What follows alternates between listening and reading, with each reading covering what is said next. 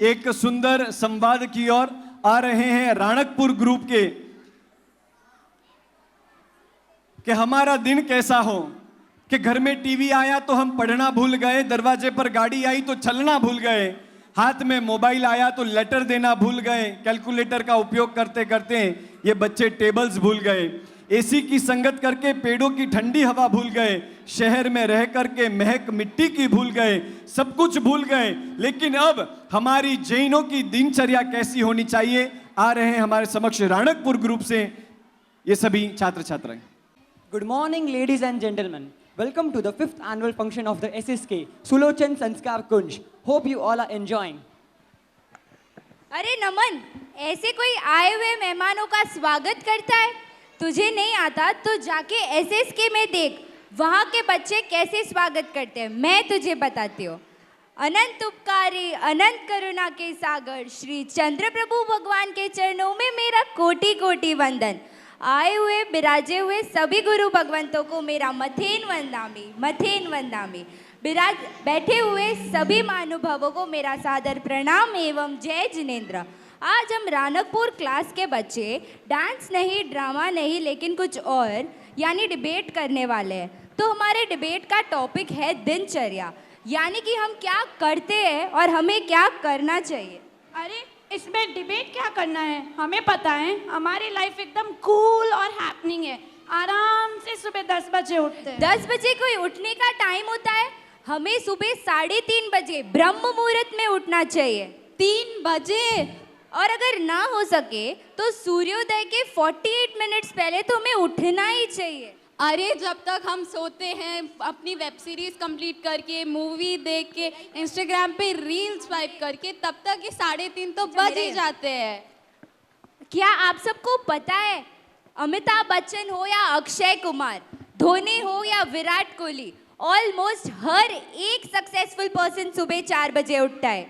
अभी अब मैं सुबह उठ के किसी को गुड मॉर्निंग का मैसेज भेजूंगा तो मैं बोरिंग नहीं लगूंगा, कूल लगूंगा।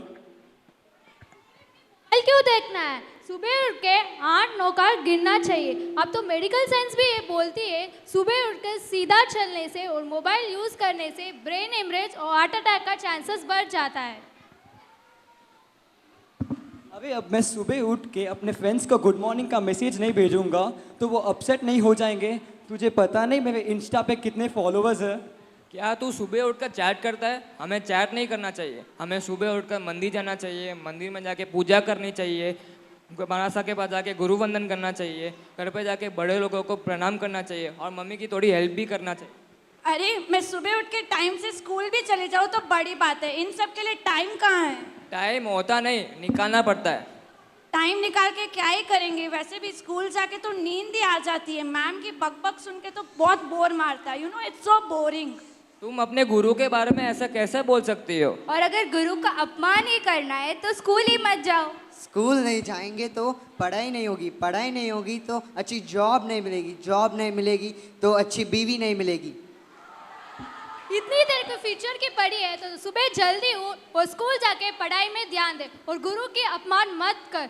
अब तो एसएसके भी जा सकते हैं, इससे तुझे अच्छी बीवी मिली जाएगी। अरे इसकी बीवी गई तेल लेने, स्कूल जाने का टाइम नहीं है। वाटिका क्या जाएंगे? वाटिका तो सिर्फ संडे सुबह ही होता है। अरे संडे उठ के सुबह बीच जाना पड़ता है, बीच से संगीता का ब्रेकफास्ट खा के तो मजा ही आ जाता है। इतनी सुबह सुबह होटल कौन जाता है? वहाँ कौन सा फ्रेश खाना मिलता होगा? सब रात का बना बनाया हुआ बासी खाना मिलता होगा। अरे बासी वासी छोड़, वहाँ का जो टेस्ट होता है तो मजा ही आ जाता है। तू भी कभी चलना ना मेरे साथ। ये मजा नहीं, सजा है सजा। मुझे तो होटल टू हॉस्पिटल नहीं जाना है। अभी ये मज़ा है मज़ा। हम तो 2-2 बार जाते हैं, सुबह फ्रेंड्स के साथ और शाम को फैमिली के साथ। तू रात्रि भोजन करता है? हमें रात्रि भोजन करनी ही नहीं चाहिए। ये एक रनक का पहला द्वार है। साइंस के हिसाब से हमें इंटीमेटिंग फास्टिंग करना चाहिए। Intimating fasting, what's this? ये क्या होता है? क्या आप सबको पता है इंटीमेटिंग फास्टिंग का मतलब? मैं बताता हूँ। इंटीमेटिंग फास्टिंग का मतलब 14 to 16 आवर्स हमें कुछ भी खाना नहीं चाहिए।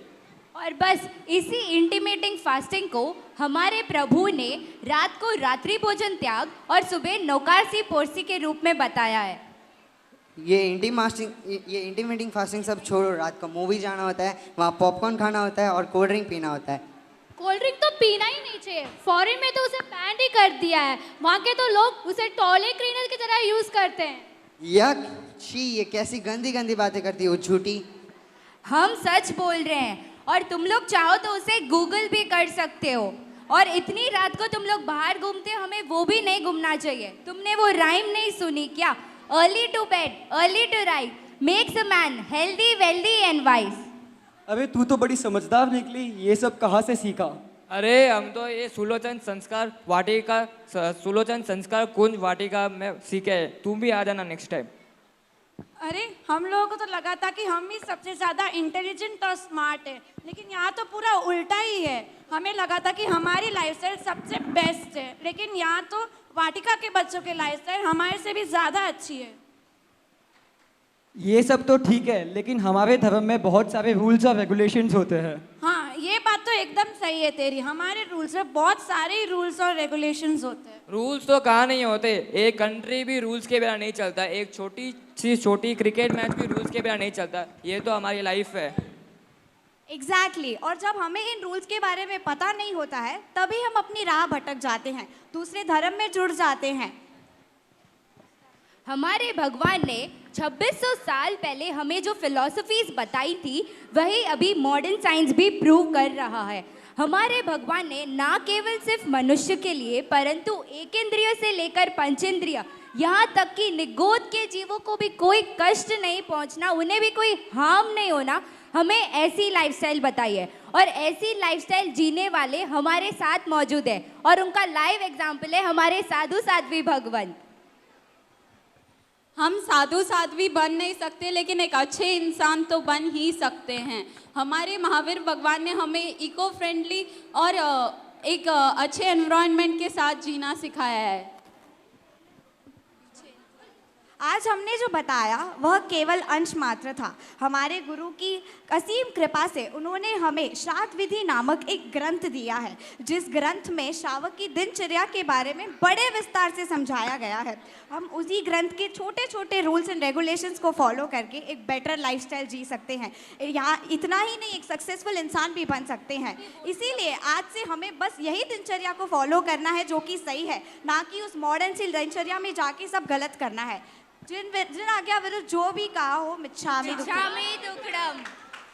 एक मिनट, ये 8 अभी जो उठ रहे हैं ना, उनसे मेरा निवेदन है कि लास्ट परफॉर्मेंस तक कोई भी नहीं उठे, क्योंकि सारी व्यवस्था ऊपर है और यहाँ पर ये मेहनत मात्र 1-2 दिन की नहीं है, एक महीने की मेहनत के साथ में ये सामने आ रहे हैं। इसके लिए आखिर तक कृपया विराजे रहिएगा। हितेश भाई, ये 8 भले ही आज छात्र और छात्रा के रूप में ये मंच पर है, लेकिन इनके हुनर को देख करके ये कहना पड़ेगा, आने वाले वर्ष में अध्यापक अध्यापिकाओं की श्रेणी में ये 8 दिखने चाहिए। वो 27 के साथ में ये 8 भी इसी मंच पर हो। इतनी लायकात और हुनर इनके अंदर है। खूब आगे बढ़ो। एक बार जोरदार तालियों के साथ में इनका अभिनंदन करते हुए